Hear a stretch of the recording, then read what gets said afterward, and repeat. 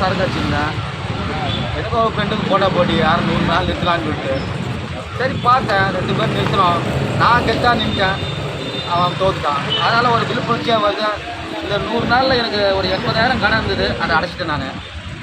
அது நான் மது அருந்தும் போது அந்த கடன் இருந்தது. இப்போ மது இல்லாத போது அந்த 80,000 அடைச்சிட்டேன். அதனால் எனக்கு பேனர் போட்டு குடும்பத்தில் ஒரு விழுப்புணர்ச்சி வரணும், விழிப்புணர்வு வரணும் அப்படின்னு சொல்லிட்டு தான் நான் வேறு பேனர் வேறு எந்த அரசியல் காழ்ப்புணர்ச்சியோ எதுவுமே கிடையாது. 100 நாள் குடிக்காமல் உடம்புக்கு அதெல்லாம் பாதிக்கலாம். நன்றாக உள்ளது. முகமைப்பு நல்லா இருக்குது, மனசு ஃப்ரீயாக இருக்குது, நட்பு வட்டாரங்கள் பெருகிடுச்சு, உடம்பு நல்லா இருக்கு. செய்திகளை உடனுக்குடன் தெரிந்து கொள்ள உடனே சப்ஸ்கிரைப் பண்ணுங்க.